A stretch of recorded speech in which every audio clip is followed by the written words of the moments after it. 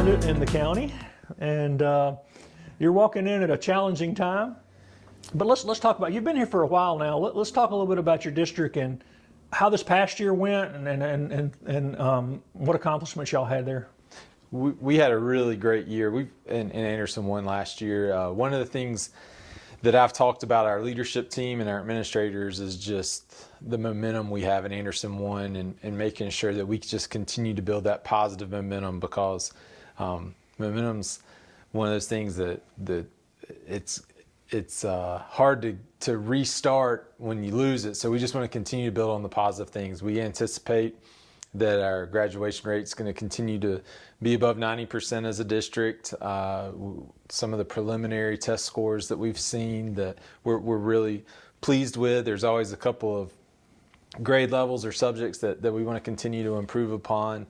We just got our AP scores back this week, and they were some of the best scores that we've had, where we're above the state and national average in all three high schools, and just really, really proud of that. But want to continue just to focus on our culture right now. It is July 11th. We have all of our teachers hired. We don't have any classrooms that aren't going to have a certified teacher in them for the upcoming school years. So we're excited about that. And we're just, we're ready to get kids back in the building on August 1st. It's that's what we're supposed to have, and that just creates that's why we all got into education, is the energy that we get from having students in the building. Is it a challenge to keep the fully staffed with teachers, or it's hard to find teachers now? It is. What we've seen is when you have like finding highly qualified special education teachers, science certified teachers, math certified teachers, early childhood can become difficult. When you talk with Clemson, Anderson University, some of the programs here in the upstate, they just don't have as many students going into those programs. So anytime that we can get a student teacher in Anderson One, we love to get them in so they can be exposed to our culture, and hopefully we get them to lay some roots here in Anderson One and stay with us. Well, are you concerned, because you mentioned those programs, that teacher enrollment overall, not just in those programs, is down? Are y'all concerned looking ahead of teacher shortage? Looking ahead, that's always a concern. One of the things that we do in Palmetto, Powdersville, and Wren is really try to be intentional with exposing kids to teacher cadet programs. Our middle schools have protein programs. Just the great thing about going into careers in education, and just the positives that can be. We love to partner with all the colleges of education in the upstate, go visit them, build relationships with them, but we also are trying to get kids encouraged to at least think about it when they're in high school, and give it some consideration. How many students y'all gonna have this year? Last time we looked, a little over 11,000. And that's growing, right? Oh yeah, we're growing by a couple hundred a year, so we're continuing to grow. And how is that affecting facilities and your plans for the future on that? We are at capacity in a lot of our buildings. Matter of fact, we're over capacity. Our maintenance and technology department right now are putting some finishing touches on getting some portables set up at a couple sites, so that students have a place to get educated. The other thing that we're excited about in Anderson One is Oak Hill Elementary School is being built in the Powdersville community. That'll relieve some of the overcrowding in Concrete Primary and Powdersville Elementary School. We're real proud of the fact that we're able to build a new school without going to the voters with a bond referendum. So that's not putting any kind of increased burden on our taxpayers in our community. We're able to use our penny sales tax money and some other funds to build a new elementary school. That'll open up in 2 years to relieve that, and then we'll start looking at other areas of the district, and how do we get creative to make sure that we support the growth in the Williamston-Pelzer area and the Piedmont area. Well, you got 3 high schools, and you're the only district with that, and you're only about 2,000 roughly behind District 5 as the second largest district. Despite the fact you only have about 2,000 less students, your budget's 20 some odd million lower than District 5, is that correct? I actually think it's around 40 million lower. So it's 40 million lower, but you've got almost as many students. Now, how can y'all deal with it? And it's part of it is because Act 388. Will you remind people quickly how that affects you guys? Act 388 impacts Anderson 1 in a very unique way. When Act 388 went into law, it took away the property tax on owner-occupied homes that went to the operating budget for schools. Traditionally, Anderson 1 had a very low millage rate. Our budget was based upon the growth in the upper part of Anderson County because we had a tradition of excellence. There were families moving to the Wren community, the Powdersville community, and the Palmetto community as a result of the great schools we have here in Anderson 1. So anytime a family moved to Anderson 1, if they built a new home, in turn, Anderson 1 got property tax revenue so that we would be able to have teachers and staff to support those students.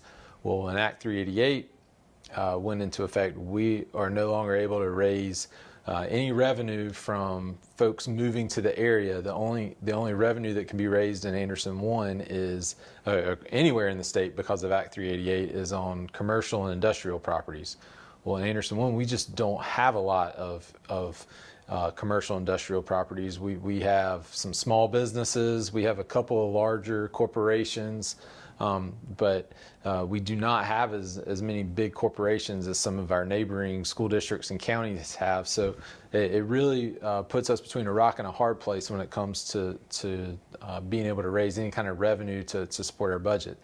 The other thing that has happened in the past couple of years is we had a reassessment from the county where the millage rate got rolled back in Anderson 1, and then in this past year, another thing we got hit with was the Lee steam plant closed down, and that cost the district about $950,000 in revenue. So that's just by that plant closing down, that's $1 million off of our budget that we're trying to pinch pennies to figure out how to make that work. So long story short, you asked about Act 388.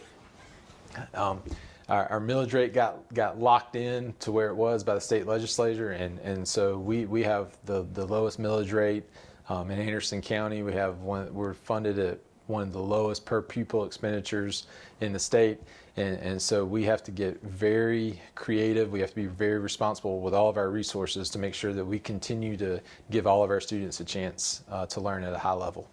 I think one thing you just said there, I don't think most people would even be able to digest, that y'all have one of the lowest funded per pupil expenditures in the state of South Carolina. Most people, I don't think they realize that, but truly we are either next to last or third from the last in the whole state. If we were funded just at the average rate per student in Anderson 1 compared to the other districts in the state, that would be an additional $31 million. And just sometimes we sit in the room and just think, if we just had half of that, the class size that we would be able to have in place, the salaries we would be able to offer our teachers. Despite all that, our school board is very supportive. We continue to be able to use resources to create a great culture for our teachers and students, and we continue to see great results in all of our schools. And I guess part of the double whammy on that is because so many people want to move here for residential, property is so much higher than it is, and so no industrial wants to come in and take property that a developer would pay twice that much for, right? That's exactly right. That's a good way to think of it. And honestly, we're proud of the fact that the property values in this part of the county are so high, because we like to think that the schools in this part of the county are a big reason why the property values are what they are. Well, we're entering the second year of the adjusted calendar. I think, and I've asked other folks this, I don't think anybody I've ever met can remember any time in history that schools started on August 1st. How do you guys view this calendar? Is it a positive thing for the district? I really think it is. When you get past the shock of starting on August 1st, it's funny, my daughter's birthday is July 31st, and she's, you have a summer birthday. She's going into her 10th grade year this year, and she's like, I got to go to school the day after my birthday. So never had that before. But when you really look at how the calendar lays out for the entire school year, your students and your teachers, they're able to get some breaks throughout the year that just help with being able to catch your breath. It allows teachers to have time to work together and collaborate together on teacher work days that can be scattered around. With this year being an election year, you have a fall break, but we're also, a lot of folks have started traveling Thanksgiving. So, and a lot of the districts around us over the last several years have been able to provide a week-long break at Thanksgiving. We're able to build that into the calendar this year. You still have your spring break and your Christmas break. So when you look at how the calendar lays out for our families and our teachers, it really does give folks a chance to, every 4 or 5 weeks, you get a chance to kind of catch your breath, take a day. Teachers can work with their colleagues and really just continue to plan and tweak things to make sure that they are able to work together and put the best product out in the classroom. What are some of the things that you and your staff and board have sort of put together as y'all's goals and objectives for the year ahead? Like I said, we just want to continue to build on that momentum. We've got a great foundation. I've got huge shoes to fill with Mr. Binnicker's retirement. So one of my main goals is I don't want to mess anything up. But we have to, we know that looking down the road, we've got to be smart with our budget, going ahead and making plans now to make sure that we can remain competitive with salaries with the folks around us. So looking at how can we allocate funds appropriately that we can keep our teacher salaries and the rest of our employee salaries competitive with the people around us. So that's going to be a big priority. I mentioned that Oak Hill Elementary School is being built, making plans to be able to staff that, communicate where the attendance lines and all of that are going to be, finalizing all that, looking at all the projections for growth and that end of the district. We want to continue to be one of the top academic performing districts in the state. We have a tradition of excellence. At the beginning of every board meeting, Ms. Upton always welcomes our new employees by saying, welcome to the best district in the state of South Carolina. We believe that, and we have numbers to back it up, and we want to continue to prioritize that and see students grow, see students learn at high levels, and just continue to maintain that culture and tradition of excellence and make sure that we continue to put our best foot forward at all times. Are there any specific programs that are important to that effort? We really believe strongly in the professional learning communities. We believe that giving teachers time to work together and collaborate and identify essential standards and learning targets and create high quality common assessments and really focus on that. We believe teachers really can, when we we believe we have the best teachers around, and when we get them in the room and give them time to work together, they create the best lessons. So when you say, is there any specific program or anything like that, it's let's get our teachers a chance to put our best foot forward and take care of their students. How important are extracurricular activities, sports, clubs, band, all this, to the success of your students? It's huge. As a former high school principal, those things you just mentioned set the tone for the school year. That gives everybody a place. But our fine arts programs, K through 12, give people a place to feel involved and connected with stuff. Our athletic programs in the middle and high school give a lot of our students opportunities to be involved in things. This past year, all 3 of our high schools won a state championship. At least one, whether it be in cheerleading, basketball, baseball, cross country, golf, or volleyball. Like we had some really successful teams, and we had some teams that went a really long way in the playoffs with softball, girls basketball, and just we saw a lot of success throughout the district with athletics, and that just it raises the morale of the student body, of the community. People get excited. But the extracurricular, it is so important, and you see a lot of folks putting in a lot of time where they don't necessarily get any kind of extra financial incentive to do any of that. But it's like right here across the street from the district office, I see the Palmetto Elementary School Running Club in the afternoons, and you see the elementary students and the teachers, they have their club here, and you see the Mustang Men program where the SRO and some of the teachers of an extracurricular program at Palmetto Elementary School with their young men, and just the things they do, and the involvement in the community is great.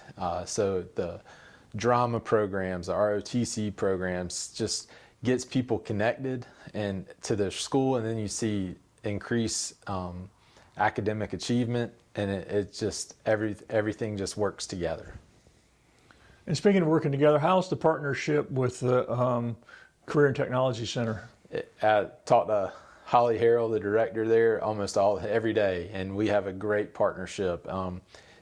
Thinking ahead to how can we partner with Tri-County or Anderson University to maybe potentially offer some new programs, and see what kind of programs they have at their campuses that we can help create some pathways through to help kids be success, whether it be Project Lead the Way or cybersecurity or health science, or then you have things like welding, and there's so many different things. I can't name them all, but just lots of opportunities, and she is so innovative in finding ways to make things work.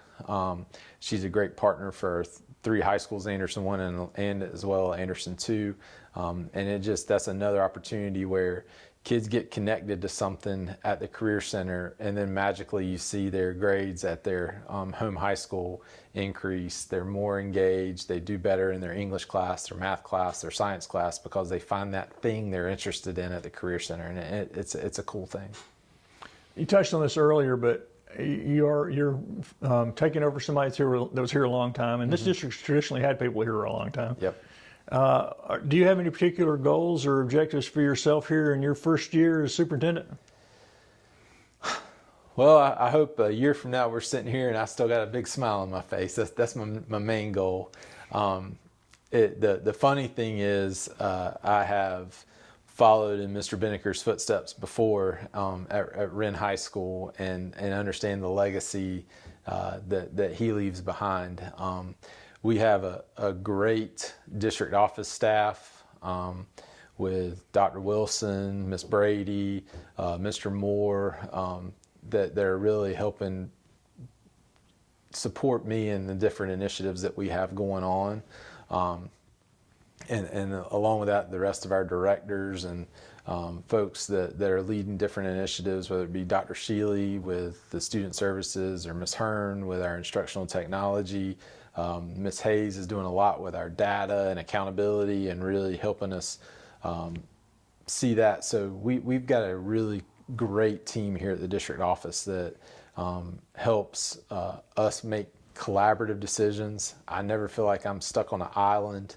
The Dr. Wilson, who's our assistant superintendent, he's got a lot of experience in several other districts, and I don't make any decisions without consulting him. And it just helps me understand that I've got a support system in place to help, hopefully avoid any big speed bumps. The other superintendents in the county have been great resources to help me. So when you say any like specific goals, I want to be visible. I want to be out in the schools making connections with our staff and our families, and just kind of get to know the different communities, whether it be the Williamston-Pelzer community down in this part of the district, be more visible up in the Powdersville area, and just build those relationships. We are in such a good spot in Anderson 1, not just because of the great, but we have a very supportive school board, and I just want to make sure that our 7 board members I have met other superintendents from around the state, and I understand how blessed we are in Anderson One to have a board that truly has the best interests of students in mind. And so when we are working together, our board always wants to do what's best for students, no matter what it is.